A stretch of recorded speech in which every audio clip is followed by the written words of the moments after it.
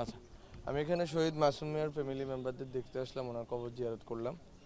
তো আসলে বাংলাদেশে গত জুলাই আগস্টে যে গণ অভ্যুত্থানে যে যারা শহীদ হয়েছেন তাদের তাদের আসলে আত্মত্যাগের বিনিময়ে আসলে আমরা আজকে দায়িত্বে আছি।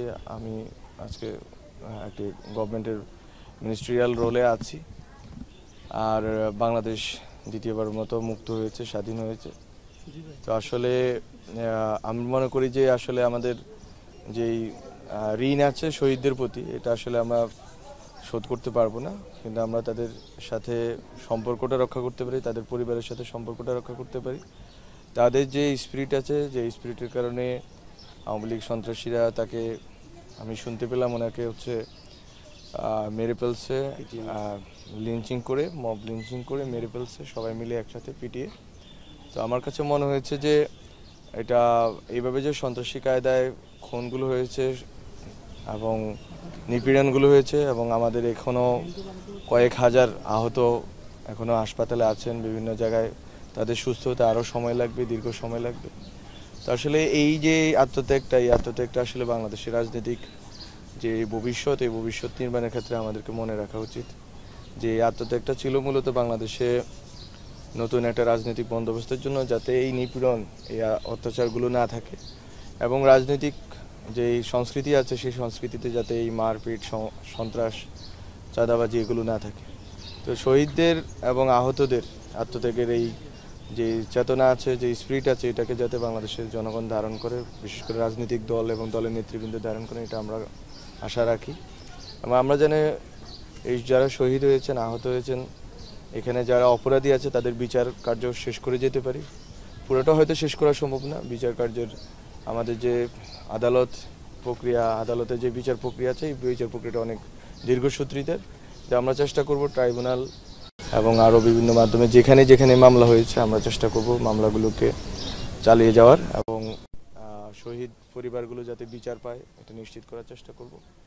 এবং শহীদদের আকাঙ্ক্ষার যে বাংলাদেশ, এটা নির্মাণের জন্য আমাদের বর্তমান অন্তর্বর্তীকালীন সরকার যে চেষ্টাগুলো চালিয়ে যাচ্ছে, আমরা মনে করি বাংলাদেশের জনগণ এটার সাথে আছে, এই স্পিরিটের সাথে আছে এবং আমাদের সাথে আছে।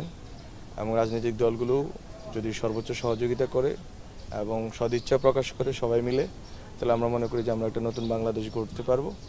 অন্তত পুরোটো কাজ না হলেও আমরা অন্তত ভিত্তিপ্রস্তরটা স্থাপন করে যেতে পারবো এবং শহীদদের আত্মত্যাগের বিনিময়ে যে নতুন বাংলাদেশের স্বপ্ন, তারাও হয়তো দেখেছেন, মৃত্যুর পূর্বে হয়তো ভেবেছেন যে বাংলাদেশে ওনাদের আত্মত্যাগের বিনিময়ে হাসিনার বিদায় হবে এবং নতুন বাংলাদেশ হবে।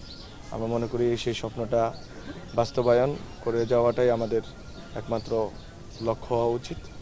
তো আমি আজকে ওনার কবর জিয়ারত করলাম এবং আমি আশা রাখি যে বাংলাদেশে যেখানে যেখানে শহীদ ফ্যামিলি আছে তারা সুরক্ষিত থাকবেন এবং তারা মানুষের সম্মান শ্রদ্ধার মধ্যে থাকবেন এবং যারা আহতরা আছেন তারা দ্রুত সেরে উঠবেন এবং বাংলাদেশ বিনির্মাণের ক্ষেত্রে তারা তাদের বুদ্ধি, প্রজ্ঞা, শক্তি দিয়ে ভূমিকা রাখবেন এবং আমরা বাংলাদেশের জনগণকে সাথে পাবো আমাদের যে যতটুকু সময় আমরা আছি।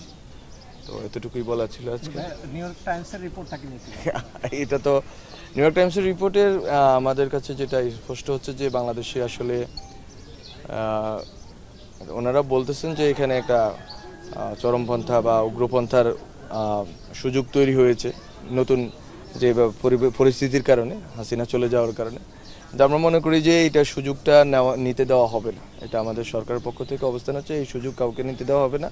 বরং বাংলাদেশের যে গণতান্ত্রিক ব্যবস্থা আছে, এই গণতান্ত্রিক ব্যবস্থা সুরক্ষা এবং গণতান্ত্রিক পদ্ধতিতে দেশ পরিচালনার ক্ষেত্রে আমরা খুবই বলিষ্ঠ ভূমিকা রাখবো এবং আমরা রেখেছিও বটে। এবং সামনে থেকে আমরা চেষ্টা করব বাংলাদেশে যাতে হচ্ছে যে কোনোভাবে উগ্রপন্থা, কোনো ধরনের উগ্রপন্থা, ধর্মীয়, রাজনৈতিক কোনো রকম উগ্রপন্থায় যাতে বাংলাদেশে মাথাচাড়া না দিতে পারে এবং বাংলাদেশকে যাতে আমরা একটা গণতান্ত্রিক যে রূপান্তরের ক্ষেত্রে ডক্টর মোহাম্মদ ইউনূসের নেতৃত্বে আমরা কাজ করছি, এটা যাতে আমরা সাধন করে যেতে পারি এবং নির্বাচনের মাধ্যমে যথাসময়ে আমরা যাতে গণতান্ত্রিক একটা রূপান্তরে ভূমিকা রাখতে পারি, এটা হচ্ছে আমাদের একমাত্র চাওয়া। কোনোভাবেই উগ্রপন্থার অবস্থান বাংলাদেশে হবে না। আর এক্ষেত্রে সরকার আলোচনা করেছে, অনেক সময় সতর্কতা দিয়েছে কিন্তু আমরা মনে করি যে আমরা যদি দেখি যে আসলে আলোচনা এবং সতর্কতার মাধ্যমে সমাধান হচ্ছে না, তাহলে আমরা হার্ড লাইনে যাব এবং সেটা খুব শীঘ্রই যাব যদি আমাদের সেই পরিস্থিতি আসে এবং আমাদের কথা যদি বিভিন্ন কমিউনিটি যদি না শুনে এবং আমাদের সাথে যে ডায়ালগের সম্পর্কটা যদি রক্ষা না করে। একটা রাষ্ট্রের যেই সুযোগ অনেকেই পেয়েছেন, কিন্তু সুযোগের যদি সদ্ব্যবহার না করে যদি কেউ সুযোগের যদি দুর্ব্যবহার করেন এবং যদি সুযোগ কাজে লাগিয়ে যদি দেশকে অস্থিতিশীল করার চেষ্টা করেন, আমরা অবশ্যই হার্ড লাইনে যাব। ঠিক আছে, আমাদের একটাই কোশ্চেন নেওয়ার ছিল, বেশি আর কোশ্চেন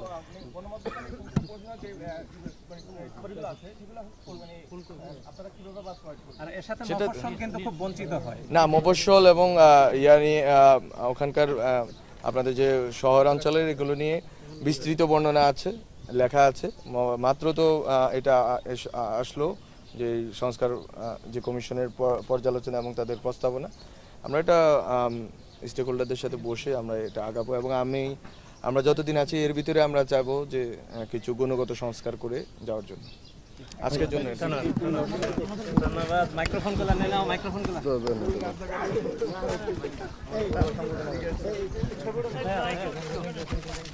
একটু ছবি নিন, একটু সামনে ক্যামেরাকে জায়গা দিয়ে, ক্যামেরাকে জায়গা দিয়ে ছবি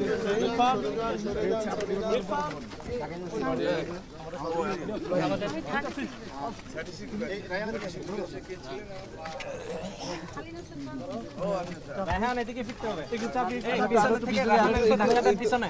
ভাই একটু চাপ না দিলে তো বাচ্চা ভাই ভাই একটু বড় করে। একটু পিছনে দাঁড়াও, বড় করে। ভাইয়া একটু বড় করে মোবাইলটা সরাই না প্লিজ। ঠিক আছে। ওকে, ঠিক আছে। জি ধন্যবাদ। আমরুল, ওকে ওকে। হ্যাঁ, ঠিক আছে।